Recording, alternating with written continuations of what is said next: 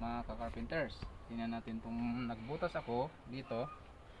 3x3 po yung butasan natin. Buhat nga po na hindi tayo gagamit ng lansang o pako sa ating lamisa. So yan, binutasan ko. Ang nangyari, maiksi yung bit natin, yung blade ng bit. Kaya ang gagawin natin pag ganito, para mas maganda yung mas malinis yung butas natin dito at dire-diretso, nagbawas tayo doon ng base ng ating shafting ng magbabawas tayo dito. Ang ngipin nito ay ganito lang yung blade, 1 inch lang, pero nag-extend tayo ng another 1 inch kasi mataba tong dito. Kapag mataba yung dito, talagang hindi ka makaka-finish kasi ito yung magiging hadlang ng ating butas. So kapag ganyan na magkabilaan, kailangan natin magbawas dito. So paano natin magbawas tong shafting? Matibay itong bakal na to. Gagawin natin, para papantay siya sa blade na ito, ay magbabawas tayo dito ng shafting. So gagawin natin para mas mabilis, paandarin natin to ganyan.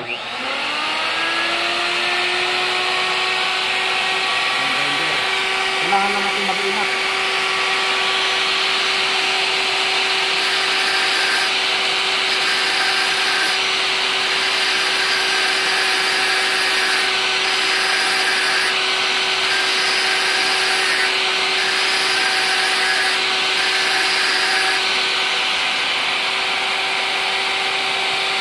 Tapos i-finish natin dito.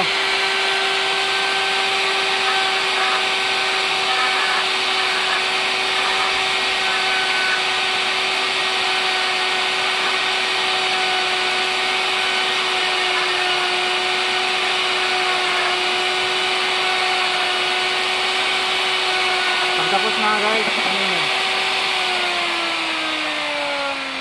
so ngayon guys, pantay na yung natin guys. Tingnan natin, check natin. Halata naman ang kinis-kinis na. So ganun lang guys, pantay na tong laki nitong blade at saka doon sa shafting natin, kasi hanggang dito lang sa 1 yung ating blade. Ngayon susubukan na natin guys na maglinis ng butas, kasi nga binaliktad ko yan kasi trace nga siya. So uno lang yung ating blade ng ating bit ng street bit. Hindi tayo makakabuo ng butas kasi nga mayroon tayong sa gitna na may iwan ng nauno din. Ang ginagawa natin, pinapalabas natin yung dos para kabila o uno na lang, maabot niya tong dumi dito sa gitna.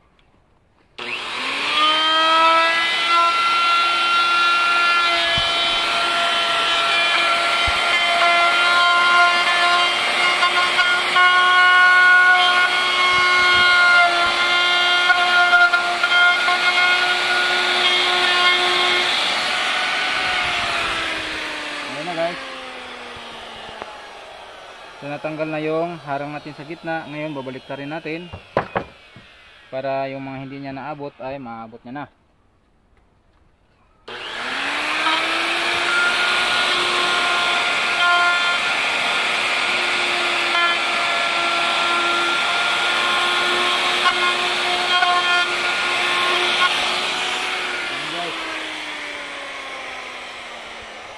Ayan guys, malinis na guys.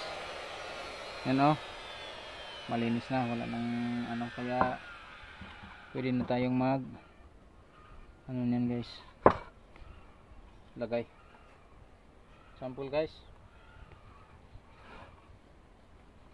Yan guys, medyo kulang pa ng konti pero okay na yan.